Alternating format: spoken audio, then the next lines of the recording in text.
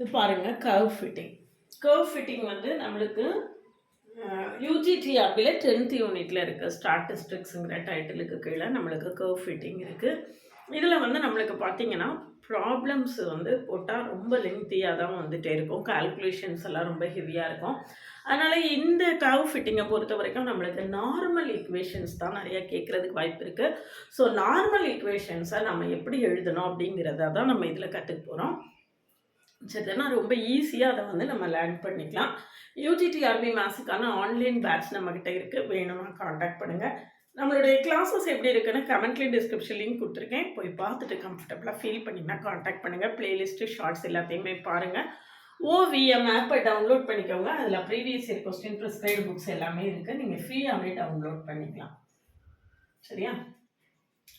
இப்போ இந்த curve ஃபிட்டிங்க்கு normal equations எப்படி எழுதுறது அப்படிங்கிறத நம்ம ரொம்ப ஷார்ட்டாக டிஸ்கஸ் பண்ண போகிறோம்.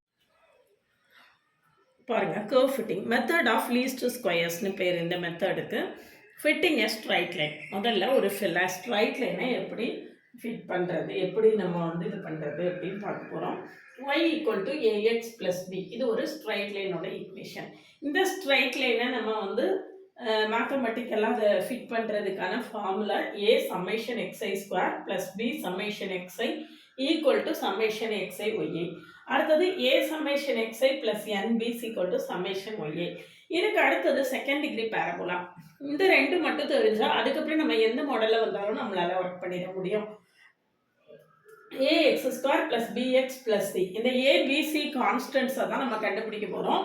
இந்த ab கான்ஸ்டன்ட்ஸை கண்டுபிடிக்கிறதுக்கு இந்த ரெண்டு ஈக்குவேஷனையும் சால்வ் பண்ணி நம்ம ab கான்ஸ்டன்ட் கண்டுபிடிக்கணும். அடுத்தால நம்ம ப்ராப்ளம் போடும்போது இதை எப்படி கண்டுபிடிக்கிறது அப்படிங்கிறதையும் நான் சொல்லி தந்துடுவேன். Second degree parabola a summation xi power 4 + b summation x power 3 c summation xi square = summation xi square yi.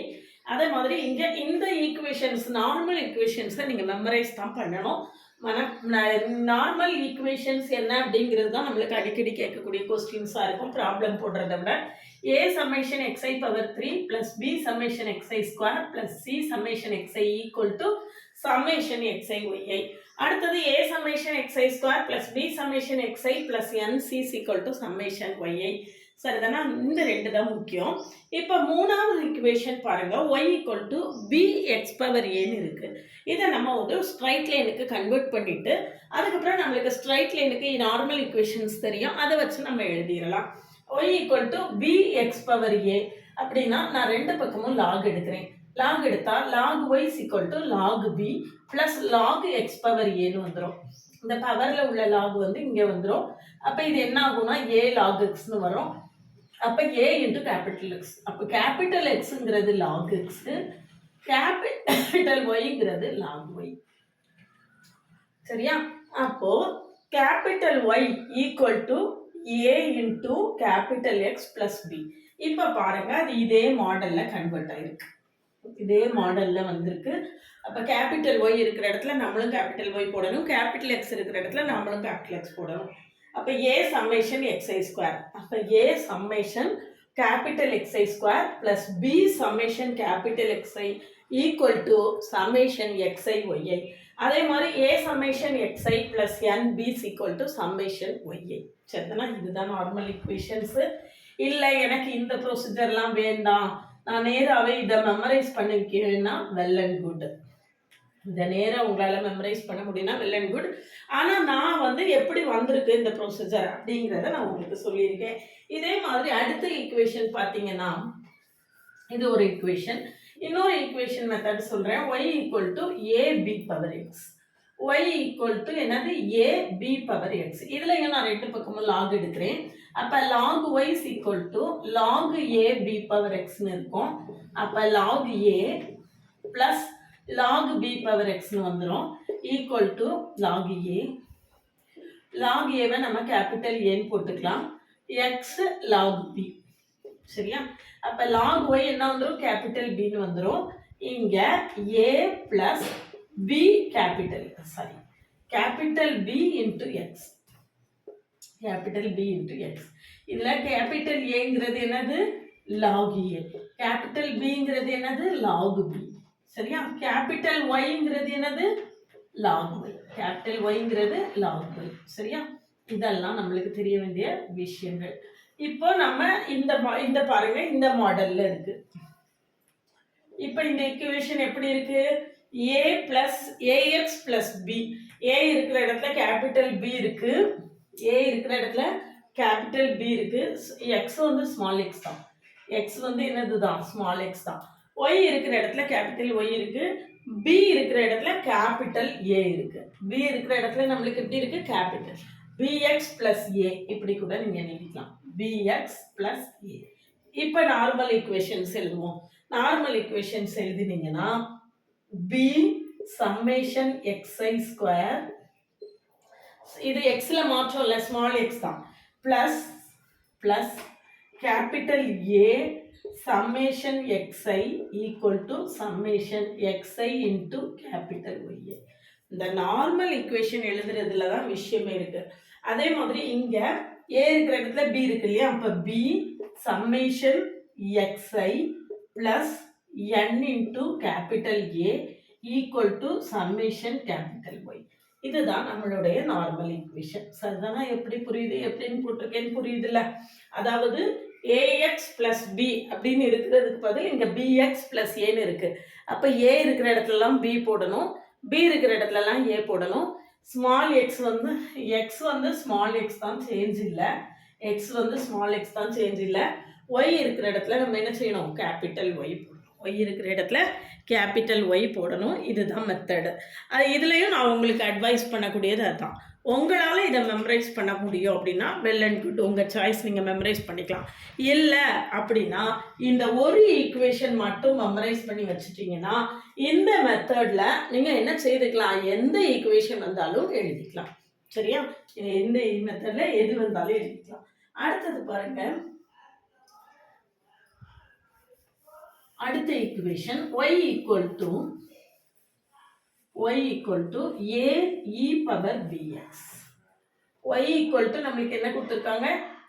a e power bxன்னு கொடுத்துருக்காங்க. y equal to a e power bx. அப்போ இதில் என்ன லாகிரிதம் எடுக்கிறேன்? log y is equal to log a plus என்ன வந்துடும்? log e power bx. log eயும் inverse functions ஒன்றுக்கு ஒன்று கேன்சல் ஆகிடும். y equal to a plus bx. அதே மெத்தடு தான். a இருக்கிற இடத்துல ஸ்மால் b இருக்கு, ஸ்மால் b இருக்கிற இடத்துல கேபிட்டல் a இருக்கு, y இருக்கிற இடத்துல கேபிட்டல் y இருக்கு. சரியா? y equal to என்னது? y equal to capital log y. Capital y வந்து log y. இங்க log e இன்வர்ஸ் ஃபங்க்ஷன்ஸ் ஒன்றுக்கு ஒன்று கேன்சல் ஆகிடும். அப்போ ஏக்கு பதில் நம்ம என்ன போடணும்? ஸ்மால் b போடணும். பிக்கு பதில் நம்ம என்ன போடணும்? கேபிட்டல் ஏ போடணும். ஸ்மால் ஒய்க்கு பதில் நம்ம என்ன போடணும்? கேபிட்டல் ஒய் போடணும். இப்போ நார்மல் ஈக்குவேஷன்ஸ் எழுதுங்க. இதுக்கான நார்மல் ஈக்குவேஷன்ஸ் எழுதினீங்கன்னா ஏ இருக்கிற இடத்துல ஸ்மால் பி இருக்கு. அப்போ small B summation X I square, எக்ஸில் சேஞ்ச் இல்லை, ஒய் தான் கேபிட்டல் ஒய்யாக இருக்கு, ப்ளஸ் ப்ளஸ் பி இருக்கிற இடத்துல நம்மளுக்கு என்ன இருக்கு? கேபிட்டல் ஏ இருக்கு, plus A summation x i equal to summation xi into capital yi. summation xi into capital yi. அதே மாதிரி a summation xi, a இருக்கிற இடத்துல நம்மளுக்கு small b இருக்கு. small b summation xi, small b summation xi plus n into capital A equal to summation yi. இதுதான் என்னது? இதுக்கான normal equations. அதாவது எந்த ஈக்குவேஷன் கொடுத்தாலும் நம்மளுக்கு அதுக்கு கரஸ்பாண்டிங்காக உள்ள நார்மல் ஈக்குவேஷன்ஸை எழுதுறதுக்கு தெரியணும். அதுக்கு ஃபிட்டிங் எ ஸ்ட்ரைட் லைனில் உள்ள நார்மல் ஈக்குவேஷன் மட்டும் நீங்கள் படித்து வச்சுட்டிங்கன்னா போதும். அதை வச்சு நம்ம எந்த ஈக்குவேஷன் கொடுத்தாலுமே என்ன செய்திடலாம்? நார்மல் ஈக்குவேஷன்ஸ் எழுதிடலாம். இதே மாதிரி செகண்ட் டிகிரி பேரபோலால் கொடுப்பாங்களா அப்படின்னு கேட்டால் அது வெரி ரேர் தான். ஒருவேளை கேட்டால் கூட நீங்கள் அதுலேயும் என்ன செய்துக்கலாம்? எழுதிக்கலாம். இப்போ இந்த கர்வ் ஃபிட்டிங்கில் ஒரு ப்ராப்ளம் போட்டு நம்ம செக் பண்ணி பார்ப்போம், நம்மளுடைய எப்படி கண்டுபிடிக்கணும் அப்படின்னு தெரிஞ்சுக்கிறதுக்காக. பெரும்பாலும் இதில் வந்து ப்ராப்ளம் போடும்போது ரொம்ப சின்ன வேல்யூஸ் கொடுத்து கேட்கலாம், அல்லது நேராக நார்மல் ஈக்குவேஷன்ஸை மட்டும் கேட்டுட்டு ஸ்கிப் பண்ணலாம். ஏன்னா நம்மளுக்கு கால்குலேஷன் ரொம்ப அதிகமானால் நம்மளுக்கு டைம் ரொம்ப ஆயிருக்கும், நம்மளால் என்ன செய்ய முடியாது, அந்த குறிப்பிட்ட நேரத்துக்குள்ளே முடிக்க முடியாது. அதனால் ஆனாலும் நான் உங்களுக்கு எப்படி ப்ராப்ளம் போடணும் அப்படிங்கிறத நான் ஒரு ப்ராப்ளம் போட்டு காட்டிடுறேன். ஒருவேளை ப்ராப்ளம் கேட்டாங்கன்னா கூட நம்மளுக்கு செய்ய தெரியணும் பார்த்தீங்களா, அதுக்காக. ப்ராப்ளம் பாருங்கள். இதில் எக்ஸ் வேல்யூஸும் ஒய் வேல்யூஸும் கொடுத்துருக்காங்க. நம்மளுக்கு என்னென்ன வேணுமோ அதை நான் டேபிளில் போட்டு கண்டுபிடிச்சிருக்கேன். எக்ஸ்ஐ ஒய்ஐ எக்ஸ்ஐ ஸ்கொயர் இதை ஸ்கொயர் பண்ணியிருக்கேன். 0 1 4 9 16.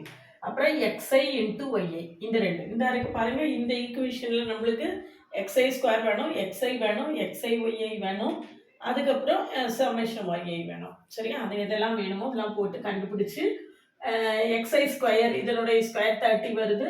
ஒய்ஐ இதை ஆட் பண்ணி போட்டிருக்கேன் 26.5. எக்ஸ்ஐ இன்ட்டு ஒய்ஐ இந்த ரெண்டத்தையும் மல்டிப்ளை பண்ணி ஆட் பண்ணி போட்டிருக்கேன். சரியா, இப்போ இந்த நார்மல் ஈக்குவேஷன்ஸில் எழுதுங்க. எக்ஸ்ஐ ஸ்கொயர் எவ்வளவு 30. அப்போ 30a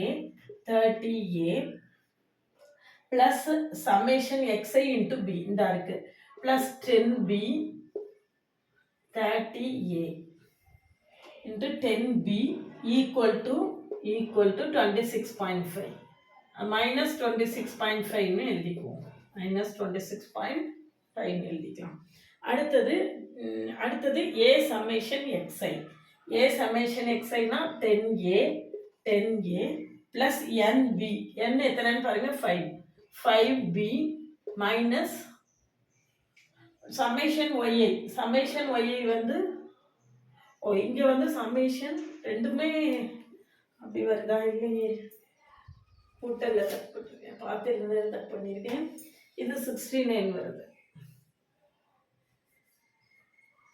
இது எவ்வளோ வருது 69 வருது. சம்மேஷன் எக்ஸ்ஐ ஒய்ஐ வந்து 69. அப்போ 69 ஈக்குவல் டு 0. இங்கே வந்து சம்மேஷன் ஒய்ஐ வந்து நம்மளுக்கு 26.5 ஈக்குவல் டு 0. இது வந்து சைமல்டேனியஸ் ஈக்குவேஷன் சால்வ் பண்ணுறது உங்களுக்கு எப்படின்னு தெரியும்.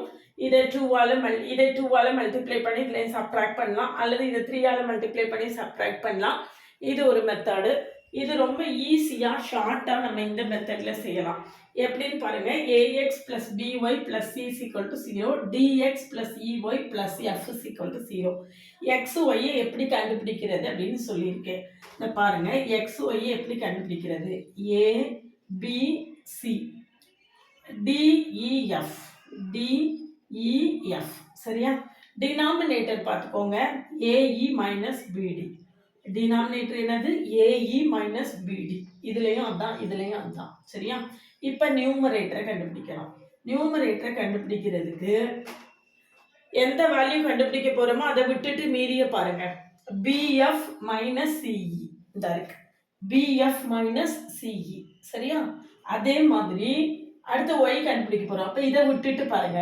இதை விட்டுட்டு பார்த்தீங்கன்னா af - ecன்னு வரும்.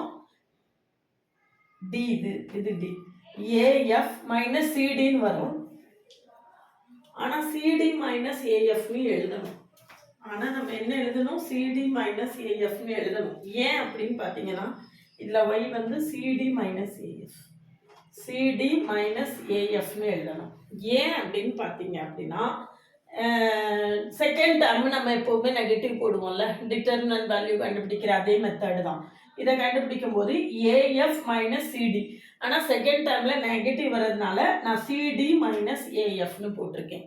சரியா, இப்போ நீங்கள் ஏபிசி வேல்யூஸை ஈஸியாக எழுதிடலாம். 10 20 - 69. அதான் ரைட் ஹேண்ட் சைடில் வைக்காமல் லெஃப்ட் ஹேண்ட் சைடில் கொண்டு வந்து எழுதியிருக்கேன். ax + by + c. அப்போ 10 30 - 69. இங்கே வந்து 10 5 - 26.5 -26.5. அப்போது எக்ஸுக்கு டினாமினேட்டரில் என்ன வரும் அப்படின்னு பார்த்தீங்க, எக்ஸ் x அல்லது a டினாமினேட்டரில் என்ன வரும்னு பார்த்தீங்கன்னா 150 - 100. டினாமினேட்டரில் 50 வரும். நியூமரேட்டர் என்ன வரும்னு பாருங்க. நியூமரேட்டரில் என்ன வரும் அப்படின்னு பார்த்தீங்கன்னா 265 ப்ளஸ்ன்னு வரும். 265 ப்ளஸ்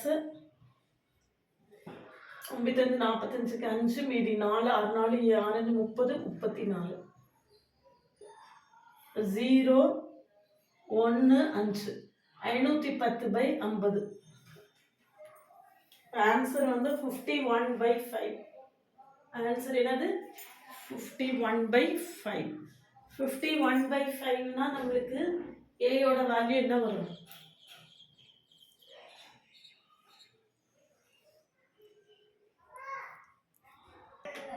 இது பாருங்க -265 -265. அப்போ 345 -265 போட்டிங்கன்னா என்ன வருதுன்னு பார்த்துக்கோங்க. 1.6 வந்துச்சு ஆன்சர். 1.6 வந்துச்சு. இது வந்து ஏபிசியை கண்டுபிடிக்கிறதுக்கு ஈஸியான மெத்தட். இதுவும் அதே மாதிரி தான். டினாமினேட்டர் 50 தான் வரும். டினாமினேட்டர் 50 வரும். நியூமரேட்டர் என்ன வரும் அப்படின்னு பார்த்தீங்கன்னா இந்த ரெண்டையும் மல்டிப்ளை பண்ணிக்கணும். -690 ப்ளஸ் திஸ் மச் அப்படின்னு வரும். -690 ப்ளஸ் திஸ் மச்னாலும் ஆன்சர் சொல்கிறேன், செக் பண்ணிக்கோங்க. ஆன்சர் வந்து பிக்கு ஆன்சர் 2.1 வருது. பியோடைய ஆன்சர் வந்து 2.1. சரியா? இது வந்து சைமல்டேனியஸ் ஈக்குவேஷன், லீனியர் ஈக்குவேஷனை சால்வ் பண்ணுறதுக்கு ஈஸியான மெத்தடு. ஏன்னா ஒரே ஸ்டெப்பில் உங்களுக்கு ஆன்சர் வந்துடுது. அப்படி இல்லாமல் நீங்கள் வந்து இதை 2ஆல் மல்டிப்ளை பண்ணி இதுலேருந்து சப்ராக்ட் பண்ணி பி வேல்யூ கண்டுபிடிச்சி அதுக்கப்புறம் அந்த பி வேல்யூ கொண்டு வந்து இன்னொரு ஈக்குவேஷனில் சப்ஸ்டியூட் பண்ணி ஏ வேல்யூ கண்டுபிடிச்சி அது வந்து ரொம்ப டைம் ஆகும். இது இந்த மெத்தடில் போட்டிங்கன்னா ஈஸியாக போடலாம். இது வந்து டிட்டர்மினன்ட் நம்ம கண்டுபிடிக்கக்கூடிய அதே மெத்தடு தான். இப்போ டினாமினேட்டர் வந்து ஏஇ மைனஸ் பிடி, டினாமினேட்டரில் சேஞ்ச் இல்லை. எக்ஸ் எப்படி கண்டுபிடிக்கணும் அப்படின்னு பார்த்தீங்கன்னா என்ன கண்டுபிடிக்கணுமோ இதுதான் எக்ஸோட வேல்யூ, ஃபஸ்ட்டு வேல்யூ. இதை மறைச்சிட்டு PF minus EC, PF minus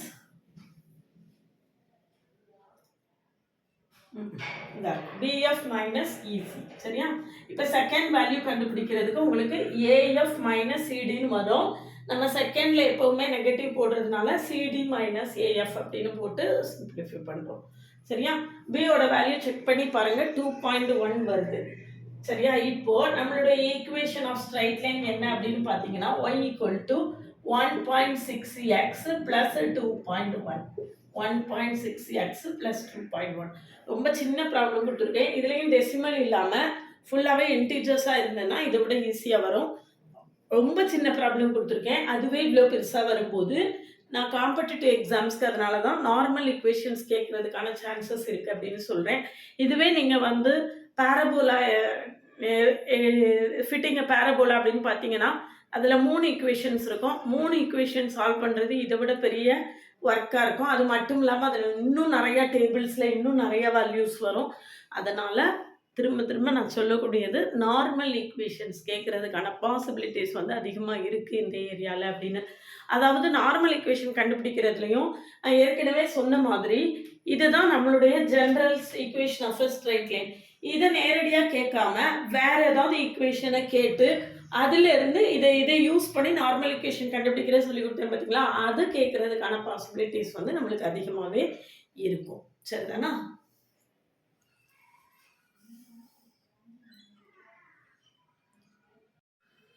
பாருங்கள், மெத்தட் ஆஃப் லீஸ்ட் ஸ்கொயர்ஸை யூஸ் பண்ணி நம்ம ரொம்ப ஈஸியாக ஷார்ட்டாக ப்ராப்ளம் சால்வ் பண்ணியிருக்கோம். இந்த சைமல்டேனியஸ் ஈக்குவேஷன் சால்வ் பண்ணுறதுல இந்த மாதிரி மெத்தடை யூஸ் பண்ணிங்கன்னா தான் உங்களோட காம்படிட்டிவ் எக்ஸாம்ஸில் ஈஸியாக வந்து டைமை மேனேஜ் பண்ண முடியும். அதுக்காக தான் இந்த மாதிரியான ஷார்ட்கட்ஸ் எல்லாம் கொடுக்குறேன். இந்த மாதிரி நிறைய ஷார்ட்கட்ஸ் நம்ம கிளாஸில் கொடுத்துருக்கோம். பார்க்கல அப்படின்னா பழைய வீடியோஸ்லாம் பார்க்கலன்னா கமெண்ட்லேயே டிஸ்கிரிப்ஷன் லிங்க் இருக்குது, போய் பாருங்கள். யூஜிடிஆர்பி மேத்ஸுக்கான ஆன்லைன் பேட்சில் ஜாயின் பண்ணவில்லைங்கன்னா கான்டாக்ட் பண்ணுங்கள். நம்மளுடைய கிளாஸஸ் எப்படி இருக்குன்னு பிளேலிஸ்ட்டு ஷார்ட்ஸ் எல்லாம் லிங்க் கொடுத்துருக்கேன், போய் பார்த்துட்டு கம்ஃபர்டபுளாக ஃபீல் பண்ணிங்கன்னா நம்மளுடைய ஆன்லைன் பேட்சில் ஜாயின் பண்ணவில்லைங்கன்னா கான்டாக்ட் பண்ணுங்கள். சேனலுக்கு நியூ வந்தீங்கன்னா சப்ஸ்கிரைப் பண்ணிக்கோங்க, ஃப்ரெண்ட்ஸ்க்கு ஷேர் பண்ணுங்கள். OVM ஆப் டவுன்லோட் பண்ணிக்கோங்க. அதில் previous year question prescribed book எல்லாமே கொடுத்துருக்கேன், நீங்கள் ஃப்ரீயாகவே டவுன்லோட் பண்ணிக்கோங்க.